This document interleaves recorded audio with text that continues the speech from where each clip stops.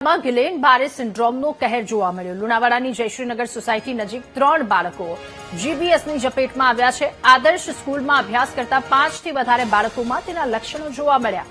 થોડા દિવસો અગાઉ સ્કૂલમાં જ અભ્યાસ કરતા દેવરાજ મછારનું જીબીએસના કારણે મોત નીપજ્યું હતું। તો આદર્શ શાળામાં અભ્યાસ કરતા બાળકોનું યોગ્ય ટેસ્ટિંગ કરાવવા માટે રજૂઆત કરવામાં આવી છે। આરોગ્ય તંત્ર અને નગરપાલિકા વહેલામાં વહેલી તકે કામગીરી કરે તેવી વાલીઓએ માંગ કરી છે।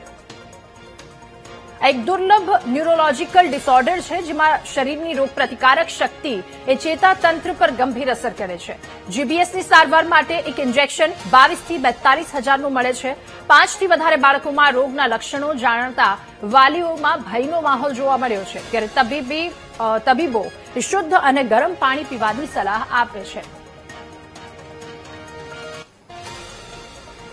તો થોડા દિવસ અગાઉ એક બાળકનું મોત નીપજ્યું હતું અને હજુ 3 થી 4 બાળકો કે જેમાં આ લક્ષણો જોવા મળી રહ્યા છે। આદર્શ સ્કૂલ કે જે અભ્યાસ કરતા 5થી વધારે બાળકોમાં લક્ષણો જોવા મળ્યા। મહીસાગર જિલ્લાની વાત જ્યાં ગિલેન બારે સિન્ડ્રોમનો કહેર જોવા મળ્યો।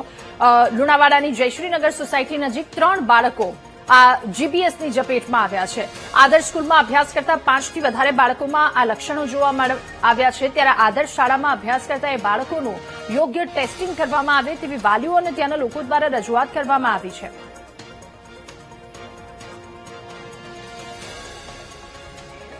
સેમ્પલ લીધા હતા, એમાં શું આવ્યું છે? એના રિપોર્ટ આવી ગયા છે?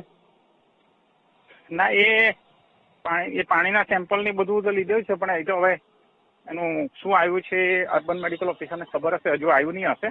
હા. અને નિશાળમાંથી સેમ્પલ ને એવું લીધા હતા? નિશાળમાંથી સેમ્પલ લેવડાયા છે। હા. ને પેલા શું કે ટ્રસ્ટીને કેવડાવ્યું છે। કોને? એમના ટ્રસ્ટી છે એમને કેવડાવ્યું છે અને નગરપાલિકાને પણ કેવડાવ્યું છે। પણ ક્યારે કેમ કેવડાવ્યું છે? રોગચાળો ફાટ્યા છે, 4 છોકરા ઓલરેડી દાખલ છે, એક એક્સપાયર થઈ ગયું છે, બરાબર?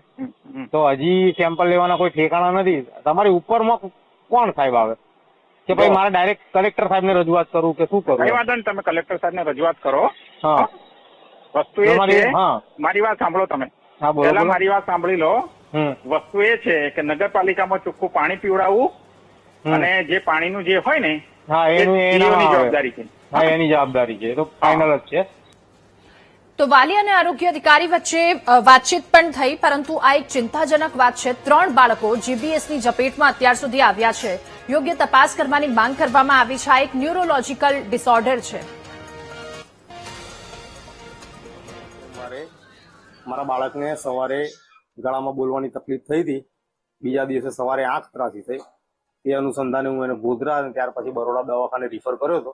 ડોક્ટરે જીબીએસ હોવાનું કીધું હતું, એટલે પછી મેં ત્યાંથી ઝાયડસ અમદાવાદમાં દાખલ કર્યો અને એની જે આઈવીએફપી ટ્રીટમેન્ટ આવે છે એ ટ્રીટમેન્ટ અપાઈ અને લગભગ 8 દિવસ પછી મને દવાખાનામાંથી રજા આપવામાં આવી છે। અત્યારે તબિયત થોડી એની સુધારા ઉપર છે।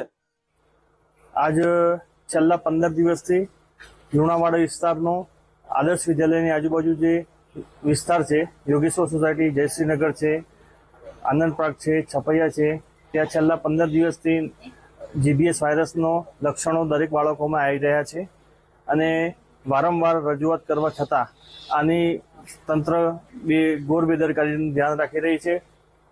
ક્લોરીનનો છંટકાવ કરાવતી નથી અને તેમજ આ વાયરસ એટલો બધો હાનિકારક છે કે અમારા જેવા બાળકોને, અમારા નાના બાળકોને જો લાગશે તો ભવિષ્યની વધારે ગંભીર પરિસ્થિતિ થવાનો પ્રશ્ન રહેલો છે। તો તંત્રને ખૂબ વિનંતી છે કે જલ્દી આનું નિરાકરણ લાવે અથવા ભવિષ્યની અંદર બહુ મોટી હોનારત થવાની શક્યતા રહેલી છે। ધ્યાન રાખવા જેવી વસ્તુ એ છે કે જીબીએસ એ જનરલી આપણાને કોઈ બેક્ટેરિયા કે વાયરલનું ઇન્ફેક્શન લાગ્યું હોય એના 3 દિવસથી લઈ અને 4 કે 7 અઠવાડિયા સુધીમાં ગમે ત્યારે થઈ શકે છે।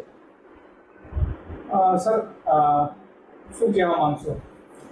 એટલે આમાં આપણે એટલું જ ધ્યાન રાખવાની જરૂર છે કે અત્યારે જ્યારે વરસાદની સિઝન ચાલે છે, આપણા જિલ્લામાં આટલા બધા કેસ નોંધાયેલા છે, તો આપણે ધ્યાન રાખવા જેવી વસ્તુ પાણી એક ખાસ અત્યારનું મુખ્ય પરિબળ। પાણી ચોખ્ખું સવારની અંદર ગરમ કરેલું અને પછી એને ઉકાળી અને મૂકીને નોર્મલી આપણે યુઝ કરવું વધારે સારું રહેતું હોય છે।